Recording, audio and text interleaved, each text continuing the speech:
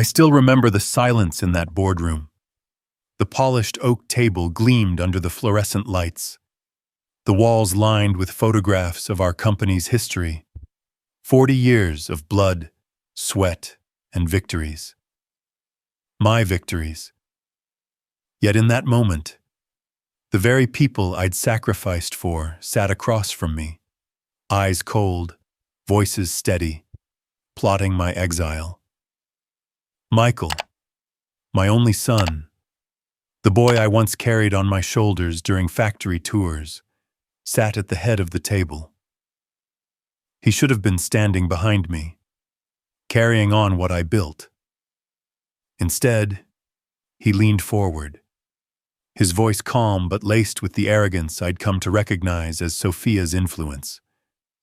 "Dad, it's time. The board has voted.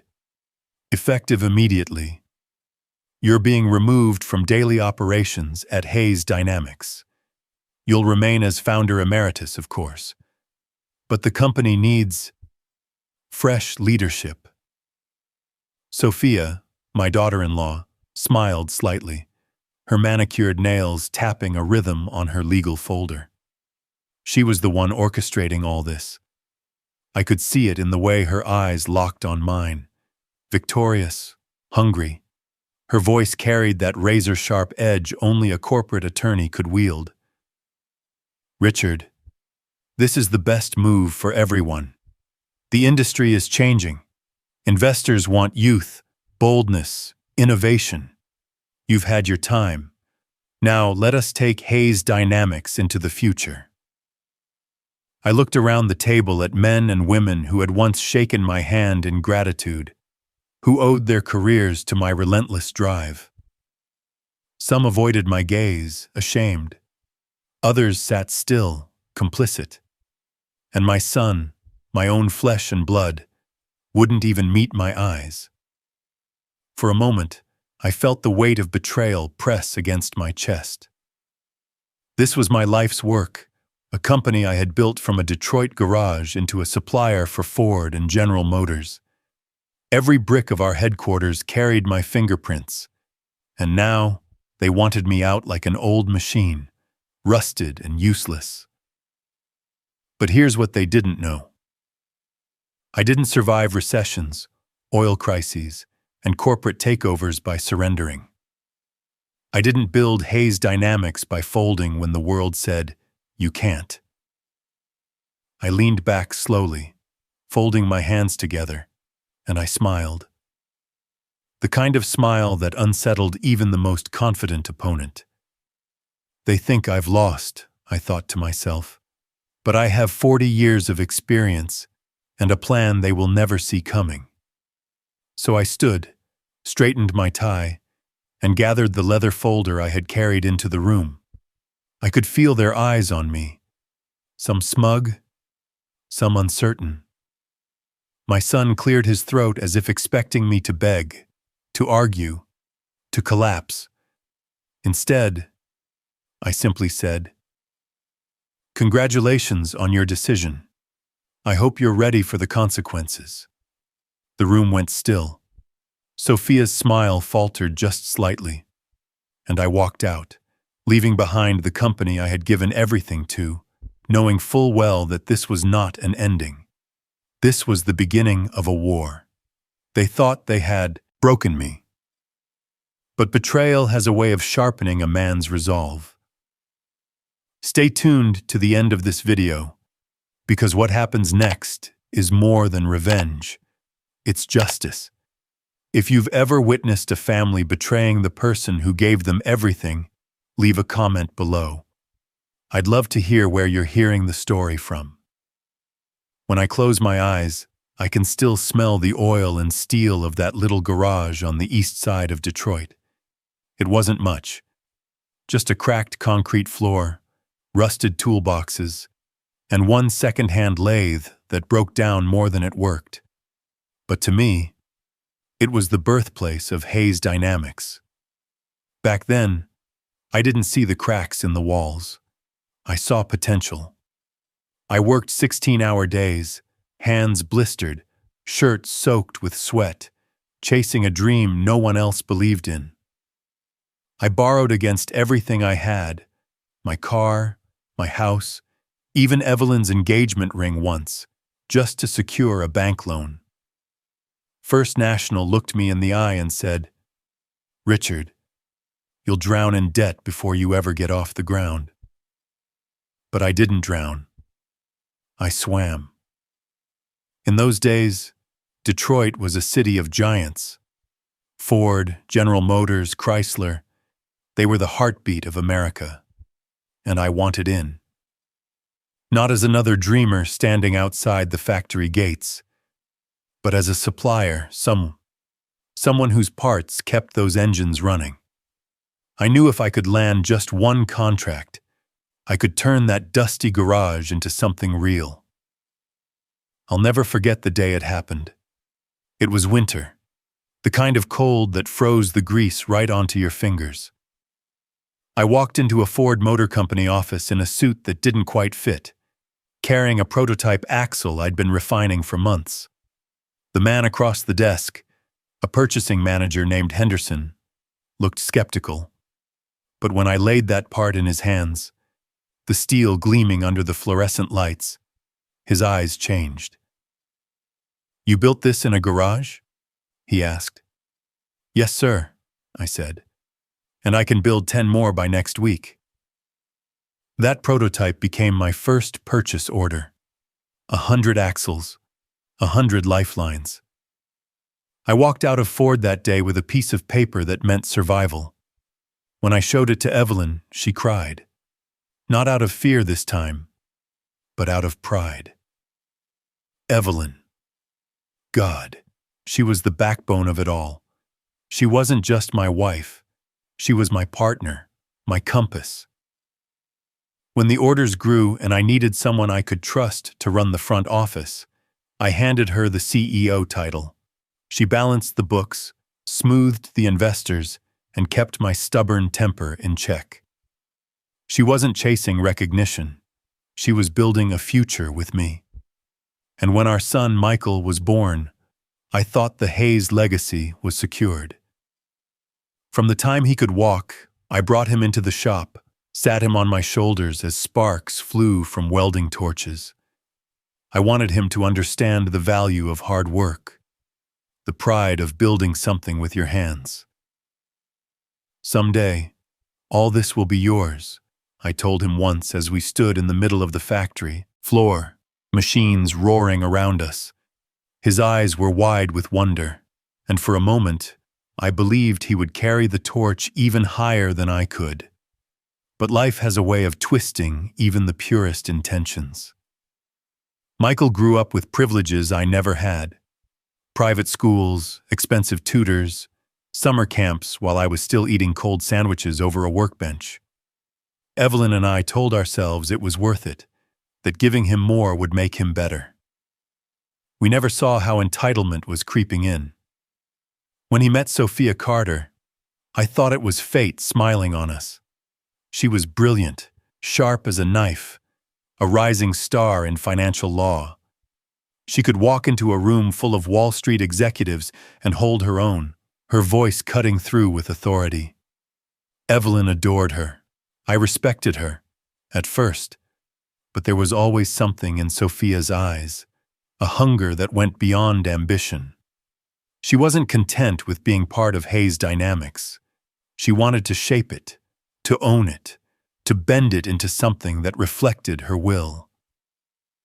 I told myself it was just the drive of youth. Evelyn told me not to worry, that Sophia only wanted the best for Michael. Looking back, I realized that was the moment the foundation began to crack. Because in my mind, Hayes Dynamics was a family legacy. But to Sophia, it was just another corporation to conquer. Still, I kept working, kept expanding. From that first Ford contract, we grew to supply General Motors, then Chrysler. We went from 10 employees to 100, then 1,000. We built a headquarters in downtown Detroit, a gleaming glass tower that stood as proof of what hard work and sacrifice could achieve. But no matter how high we climbed, I never forgot the smell of that first garage, or the look on Evelyn's face when she held our first purchase order in her hands. That's what made the betrayal cut so deep. Because this company wasn't just bolts and steel. It was my life. My wife's loyalty. My sleepless nights. My sacrifices as a father. And the people I trusted most, my son and his wife, were already plotting to rip it from my hands. The boardroom had always been my arena. I'd fought through economic recessions, oil crises, and the rise of foreign competitors from that very table. But that afternoon, I realized it wasn't the global market threatening me. It was my own family. Michael sat at the head of the table, shoulders squared, voice steady with the confidence of youth. He had inherited my presence, no doubt, but not my patience. On his left, Sophia leaned forward, eyes scanning the faces of the directors like a litigator preparing for closing arguments. "Ladies and gentlemen," she began, her tone smooth as polished glass, "our industry is shifting. Electric vehicles, automation, global competition, Hayes Dynamics cannot afford to stand still. With all due respect to Richard's decades of leadership, investors are losing confidence. Growth has stalled. Innovation has slowed. The numbers don't lie." She tapped a remote, and the large screen at the end of the table lit up with charts and graphs. Red arrows pointed downward, lines dipped like falling stock prices. She knew the theater of it mattered more than the truth. "Last quarter's revenue growth fell to 2%, she said, her voice sharp. "Competitors like Magna International and Bosch are outpacing us at double digits. If Hayes Dynamics doesn't evolve, it risks becoming irrelevant." I felt my jaw tighten. I knew those numbers. She had massaged them, cherry-picked data, excluded new contracts we had just secured with Ford's EV division. It wasn't analysis. It was an execution dressed up in PowerPoint slides. Michael chimed in almost reluctantly, though I knew the words were scripted. "Dad, no one is questioning your legacy. But times are changing. We need to pivot aggressively. New technologies, new leadership, new vision. The board has to consider what's best for the company's future." Best for the company. That phrase always made me laugh inside. What they meant was best for themselves. Sophia had convinced my son that pushing me out was a necessary evolution, not a betrayal. I stayed silent. I'd learned long ago that silence could be louder than words. I let them talk. Let them present their graphs and projections. Let them bask in the illusion of control. One director, old Sam Whitaker, shifted uneasily in his chair. Sam had been with me since the early days when Hayes Dynamics was barely keeping the lights on. His voice cracked slightly as he spoke. "Richard's leadership carried us through the recession of '08. Without him, there wouldn't be a company to talk about." Sophia's smile never wavered. "And no one disputes that, Sam. But investors don't reward past victories. They want results today. My husband is ready to step into that role. He has the vision, the energy, the connections." She glanced at me, eyes glinting with something more than ambition. This wasn't just about control. She wanted erasure. She wanted my name relegated to a plaque in the lobby, a footnote in company history. The meeting adjourned with polite applause and carefully chosen words. No one looked me in the eye as they left. The betrayal was silent, but heavy. That night, I sat alone in my office. The city of Detroit spread out beneath me, the glow of headlights moving along Woodward Avenue, the factories humming in the distance. My desk was cluttered with contracts, financial reports, decades of documentation. I began pulling them into neat piles, each folder representing leverage, each sheet of paper a potential weapon. If they wanted a war, I'd give them one. The door creaked open, and a familiar figure stepped in. Thomas Bradley, my oldest advisor. He'd once worked as a senior analyst at J.P. Morgan before joining me 20 years ago. His loyalty had never wavered. "Richard," he said quietly, closing the door behind him. "I know you saw what I saw in that meeting." I nodded. "They've already written my obituary." Thomas sat across from me, lowering his voice. "Sophia isn't just aiming to push you aside. She's rewriting the story. She wants the board, the investors, even your employees to forget who built this empire. If she gets her way, history will start with her and Michael." I leaned back, exhaling slowly. "She wants to erase me." "Exactly," Thomas said. "And if you don't fight back strategically, she'll succeed."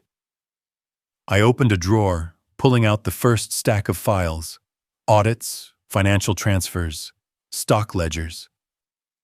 I started building this company with my hands. Now I'll protect it with my records. Every deal, every contract, every irregularity, they're all here. Thomas studied me, the corner of his mouth lifting slightly. "So you're not walking away?" "Not yet," I said. "They think I'm too old, too tired. But what they forget is this: 40 years in business teaches you things youth will never understand. Timing, leverage, patience." Thomas nodded, leaning forward. "Then we build your war room, quietly. You'll need allies, documentation, and above all, control of the narrative. Sophia's greatest weapon is perception. We take that from her, we win." I looked out the window again, watching the skyline. For years, Detroit had been written off, declared dead, only to reinvent itself time and again. I realized I had to do the same. "They've declared war," I said softly. "Now it's my turn to respond." And in that dimly lit office, surrounded by files and memories, I began laying the foundation of a counterstrike, one that would not just defend my legacy, but expose the very people who thought they could steal it.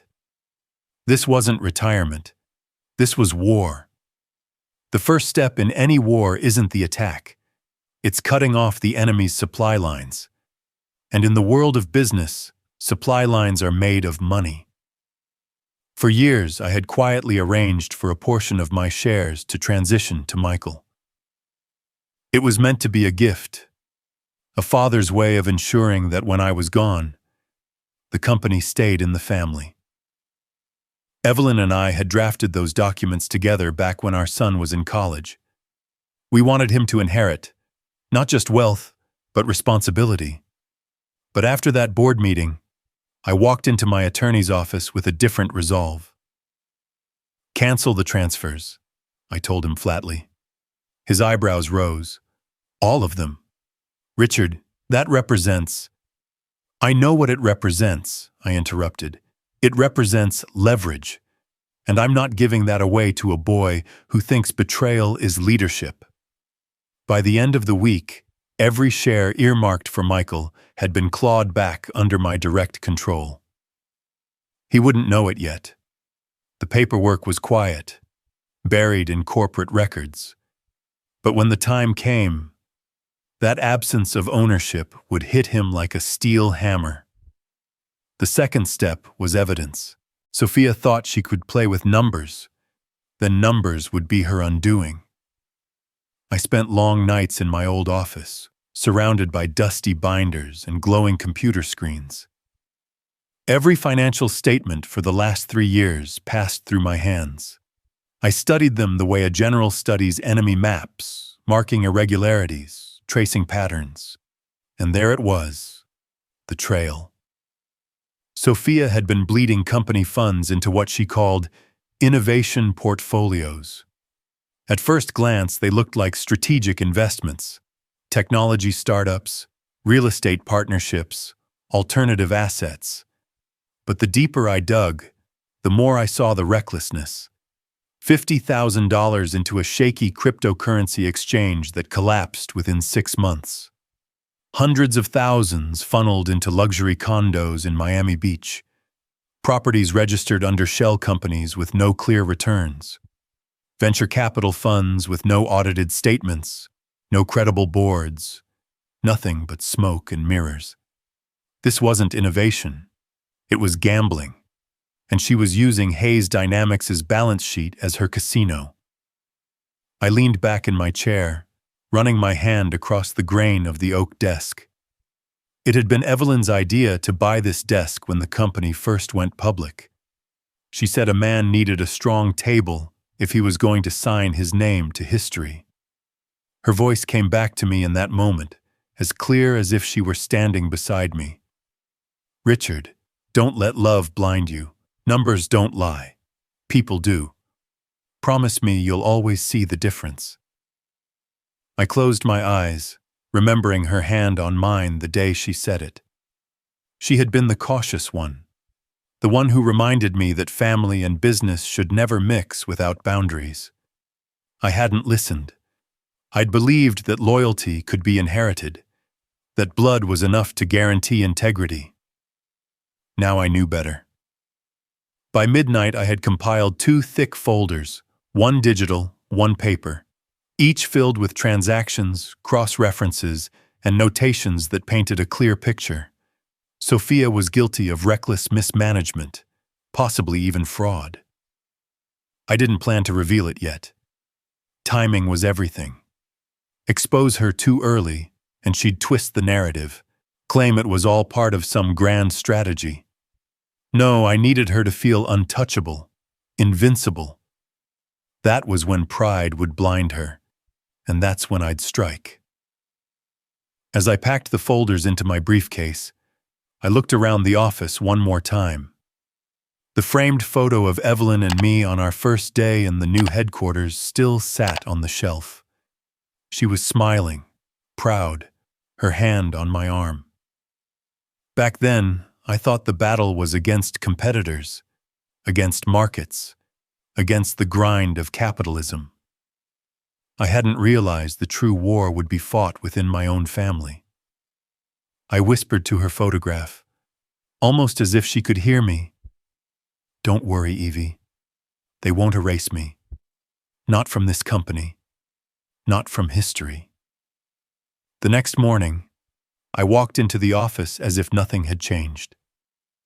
Michael nodded at me in the hallway, oblivious. Sophia breezed past with her usual confidence, phone glued to her ear, barking instructions to someone about positioning for next quarter. They thought they were winning. But in my briefcase was the truth, and in my hands was the power to decide when and how it would be unleashed. The counterattack had begun. They thought they had me cornered. A week after I pulled back my shares and began gathering evidence, Sophia made her next move. I should have seen it coming. The woman was too sharp to leave anything to chance. Still, when the envelope arrived at my home, hand-delivered by a courier, my chest tightened. Inside was a letterhead from Gibson Dunn, one of the most powerful corporate law firms in America. The language was cold, surgical.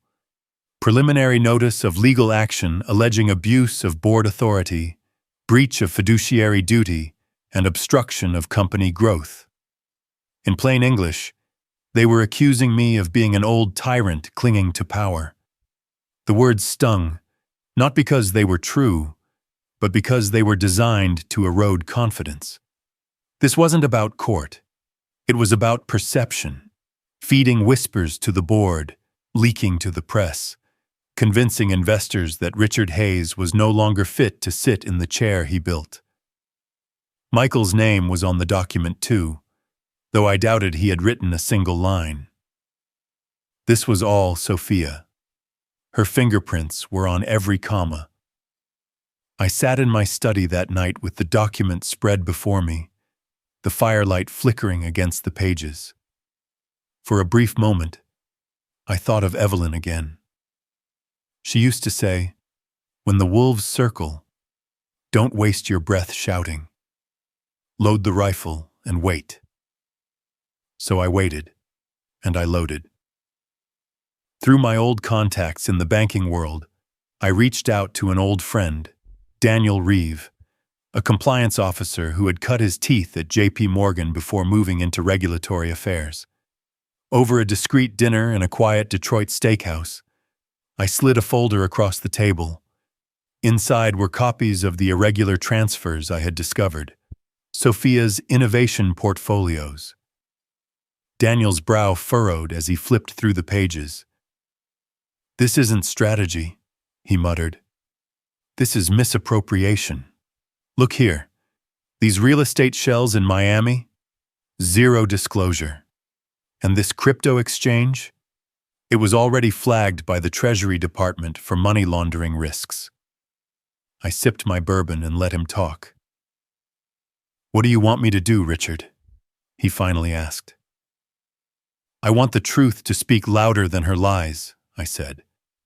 "If Sophia thinks she can drag me into court, then I'll meet her there, with the SEC standing at my side." Daniel leaned back, the corner of his mouth lifting. "Careful what you wish for. If this goes federal, it won't just be her career on the line. It'll be a scandal, the kind of scandal that buries families." I looked him dead in the eye. Then let the shovel dig. The next weeks moved quietly, but decisively. I handed over every document, every email, every suspicious transfer I had uncovered. The SEC's Enforcement Division began its own silent review, and I went about my days as though nothing were wrong. I attended board meetings, nodded through presentations, even congratulated Sophia on her forward-looking strategies. She thought I was beaten, and that was exactly what I wanted her to think. But every night, I returned to my office and updated my files. I tracked her spending, her meetings, even her travel. A trip to New York here, a conference in Miami there, each one aligned with questionable withdrawals from corporate accounts. The pattern was undeniable. Meanwhile, whispers started to return to me. A director here, a supplier there. People began to sense something was off. Confidence in Sophia's polished speeches wavered when her numbers didn't add up. The wolves she thought she commanded were beginning to smell blood. One evening, as I packed up in my office, Thomas, the advisor who had warned me weeks earlier, stepped in. His expression was taut, urgent. "Richard, I've been hearing things," he said. "Sophia's building a narrative. She wants you branded incompetent, maybe even senile, before this lawsuit hits. If she wins that argument, you won't just lose the company, you'll lose your reputation." I slid the latest SEC confirmation letter across the desk. His eyes scanned it, and a slow smile broke across his face. "You've already set the trap," he said quietly. I nodded. "She thinks she's writing the final chapter of my career. What she doesn't realize is she's writing her own indictment." That night, I returned home, poured myself a glass of scotch, and sat in silence. 40 years of sacrifice, of building an empire brick by brick, and my own family had forced me into a war I never wanted. But now, the war had rules, and I was no longer just a father or a founder. I was a man sharpening the blade of justice. The very next morning, as the sun rose over Detroit, my phone buzzed with a message from Daniel. 5 words, nothing more. They're making the first move. And sure enough, before noon, I heard the knock. Not at my door, but at hers. Sophia's office, glass-walled and immaculate, echoed with the sound of heavy fists rapping on polished wood. When she opened it, two men in dark suits stood waiting, badges glinting under the fluorescent lights. "Mrs. Carter Hayes," one said, his voice level but firm. "We need to ask you some questions regarding irregular investment activities." The trap had sprung. The first sign of doubt appeared in Michael's eyes before he even realized it himself. It was a board update, routine, nothing dramatic. Sophia was presenting numbers with her usual confidence, her slides crisp, her words rehearsed. But when the CFO quietly questioned a discrepancy in the quarterly investment returns, I caught it, the flicker in Michael's expression. His jaw tightened. His gaze darted to Sophia, then back to the figures on the screen. For the first time, my son wasn't sure if he believed her. I stayed silent, letting the tension simmer. Silence was a scalpel. It cut deeper than words. Later that evening, as employees filed out of headquarters, I saw him standing alone in the glass lobby, staring at the framed timeline of Hayes Dynamics' history. There, in black and white, was the photo of me shaking hands with Henderson from Ford on the day of our first contract. Michael must have been 10 years old then, grinning in his school uniform, holding my hand like he owned the world. I walked up slowly, letting my footsteps echo across the marble floor. "You remember that day?" I asked. He nodded, eyes still fixed on the photo. "I do. You told me we'd never gamble with the company's future, that Hayes Dynamics was built on hard work, not luck." I placed a hand on his shoulder. "And you promised me, Michael. You promised you'd never turn this place into a casino." His shoulders stiffened. He didn't answer right away. Finally, he exhaled, the weight of something pressing down on him. "Dad, there are things you don't understand." "No," I said firmly. "There are things you don't want to face. Sophia isn't just investing aggressively. She's hiding losses. And not just losses, debts, gambling debts. You think I don't know? I've been in this game too long not to recognize desperation when I see it." His head dropped, shame flickering across his face. That was when I knew I had hit the truth. "I wanted to believe in her," he whispered. "She told me these ventures would put us ahead of the competition, that everyone else was too slow, too safe. She made it sound like vision." "What she sold you wasn't vision," I said. "It was greed, and greed always eats itself alive." He looked at me then, really looked at me, not as an old man standing in his way, but as the father who had once built an empire with nothing but a wrench, a dream, and a promise. His eyes wavered between loyalty and fear, between love for me and the grip of the woman who had him tangled in her web. "Do you love her, Michael?" I asked quietly. "Yes," he said quickly, then softer. "At least, I think I do." "Love doesn't ask you to destroy your family," I replied. "Love doesn't gamble with your future." For a long time, neither of us spoke. The lobby was silent, except for the faint hum of the nightlights. Finally, Michael broke it.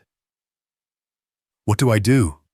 he asked, his voice trembling in a way I hadn't heard since he was a boy. I squeezed his shoulder. "You decide who you are. My son.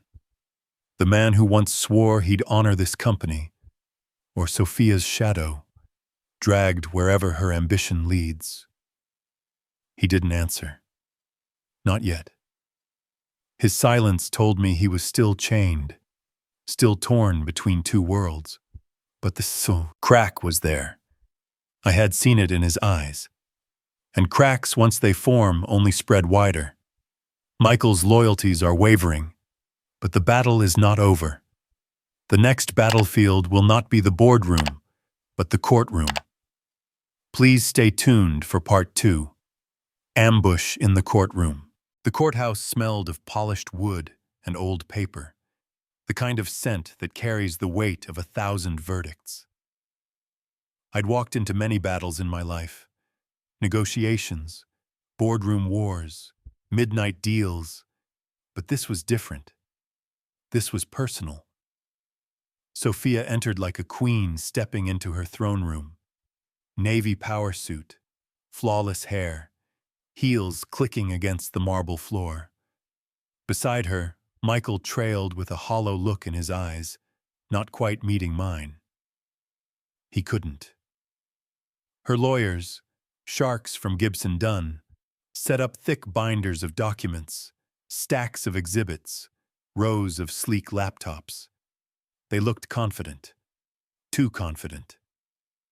When the judge entered, Sophia's team struck first.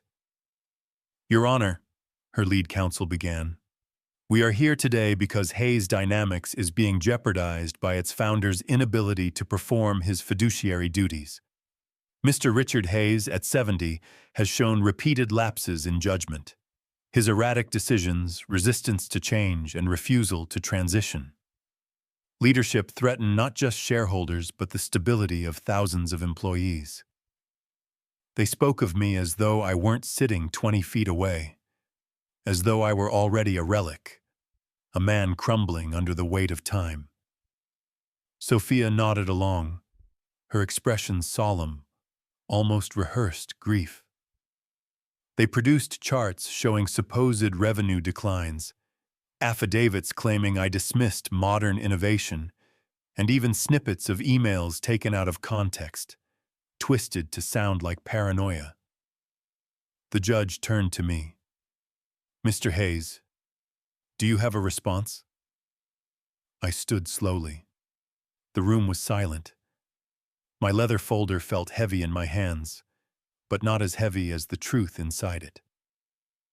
"Your Honor," I began, my voice steady, "my daughter-in-law claims I've lost the ability to lead.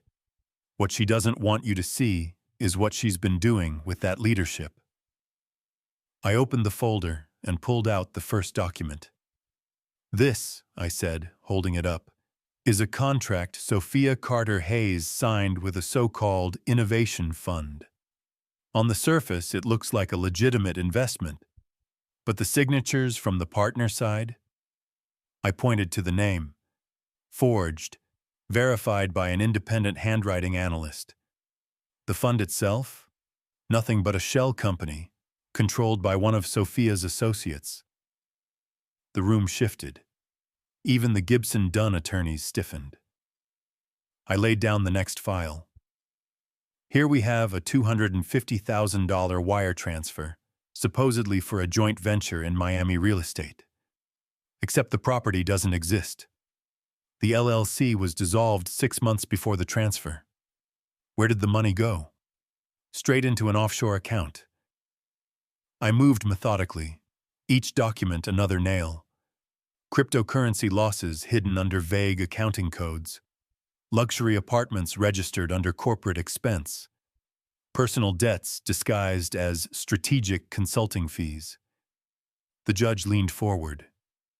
"Mr. Hayes, are you saying these transactions were not authorized by the board?" "Not authorized. Not disclosed. Not legal," I answered. "And I didn't bring just my own word. The Securities and Exchange Commission has been reviewing these transfers for the last month." Right on cue, the courtroom doors opened. 2 men in dark suits stepped inside, badges flashing under the overhead lights. Gasps rippled through the gallery. "Your Honor," one of them said, approaching the bench, "I'm Agent Stevens with the SEC. We have an active investigation into Hayes Dynamics' chief counsel, Mrs. Sophia Carter Hayes, regarding fraudulent misrepresentation and misuse of corporate funds. For the first time since I'd known her, Sophia's face cracked. The composure drained from her eyes. She leaned toward her lawyer, whispering furiously, but the whisper carried no strength. Michael sat frozen, his face pale. He looked at me across the aisle, not with defiance this time, but with the lost expression of a boy watching the walls of his world collapse. The judge's gavel struck. "We will recess immediately. Counsel, meet in chambers." As the room stirred into chaos, I stood tall, the folder still in my hands. I didn't smile. There was no triumph in this. Only the cold satisfaction of truth finally piercing through lies. I turned my gaze to Sophia as agents approached her table. "You wanted me declared unfit," I said quietly enough for only her to hear. "But the only one unfit to sit at this table is you." She glared at me, eyes blazing with fury and fear. And then the agent stepped closer, blocking her view. The ambush was complete. The fallout came faster than even I expected. Within days of the courtroom ambush, headlines blazed across every business network. Hayes dynamics under federal probe. Carter Hayes vanishes amid SEC investigation. Legacy Corporation shaken by internal betrayal. Sophia disappeared overnight. No forwarding address, no press statement, not even a goodbye to Michael. Rumor had it she fled to Europe, chasing offshore accounts she thought would protect her. But I knew better. You can't outrun the weight of fraud forever. That left Michael stranded in the wreckage, alone, hunted by reporters outside the office, cornered by SEC investigators demanding answers, and haunted by the silence of a wife who had abandoned him as quickly as she once seduced him into betrayal. One evening, I found him waiting outside my house. His suit was wrinkled, his tie hanging loose, eyes red-rimmed from exhaustion. For a moment I saw the boy he once was, the boy who used to sit on my shoulders at the factory, marveling at the sparks. But that boy had been buried under greed, pride, and the influence of a woman who never loved him more than she loved herself. "Dad," he said hoarsely, "please, I didn't know it would end like this." I stood in the doorway, arms folded. Didn't know, or didn't want to know. He flinched. "I thought she believed in me. I thought we were building something together. His voice cracked. "I was wrong." I let the silence hang heavy. Then I said the words that had been carved into my heart for months. "You chose money over family, Michael. You chose ambition over loyalty. And now you have to learn what it means to lose everything." His eyes welled up. He stepped closer, as if reaching for a lifeline.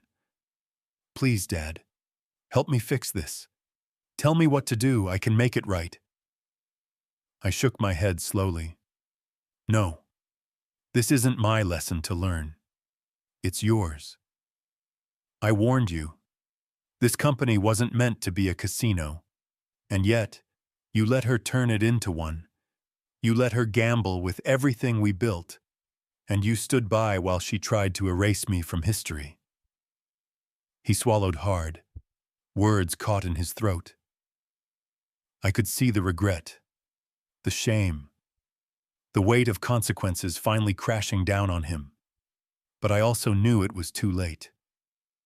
Some debts a man has to pay on his own. I stepped back and closed the door, or gently but firmly, leaving him on the porch under the dim glow of the streetlight. His shadow lingered on the pavement, a broken figure in a world he could no longer control. Inside, I poured myself a glass of scotch and stared at the photo of Evelyn on the mantel. She had always believed in redemption, but she also believed in accountability. And for Michael, redemption would only come after he truly understood what it meant to lose everything he once took for granted. Justice, when it comes, doesn't arrive with fireworks. It arrives with signatures, subpoenas, and the slow turning of wheels you can't stop once they're in motion. Sophia didn't stay hidden for long. The SEC traced her offshore accounts within months, extraditing her back to the States. The headlines that once praised her as a rising star now labeled her the architect of fraud. In court, the same confidence she wielded like a weapon evaporated under sworn testimony. She was indicted on multiple counts: wire fraud, securities fraud, misappropriation of corporate funds. The empire she thought she was building crumbled into dust. As for Michael, the wreckage was quieter, but no less devastating. With Sophia gone and the board no longer willing to protect him, he was stripped of his position. Debt collectors circled like vultures. The house he once bragged about lost to foreclosure, his name dragged through the press as the naive heir who traded loyalty for ambition. He had chosen his path, and now he walked it alone. And me?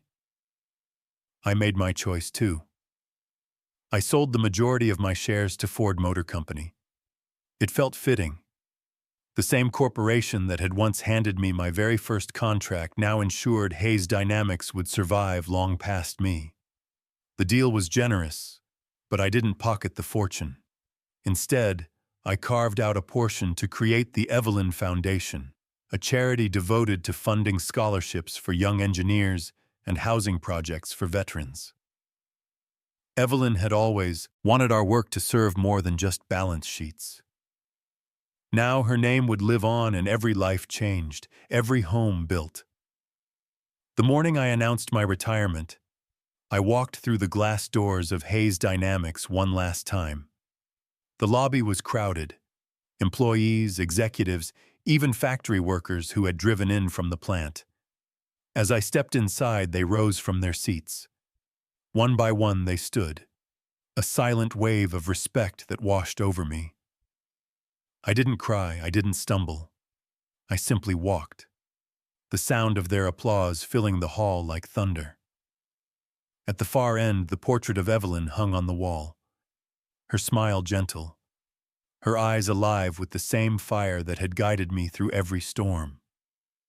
I stopped in front of it, letting the noise fade until all I heard was my own heartbeat. I whispered softly, so only she could hear. Legacy isn't what you give away. It's what you refuse to let be stolen. And I knew then that nothing, no betrayal, no greed, no ambition, could take that from me. If you've ever believed that justice might come slowly but surely, this story proves it does. Share this video with someone who needs to hear it. Leave your thoughts in the comments. And remember, betrayal never wins in the end.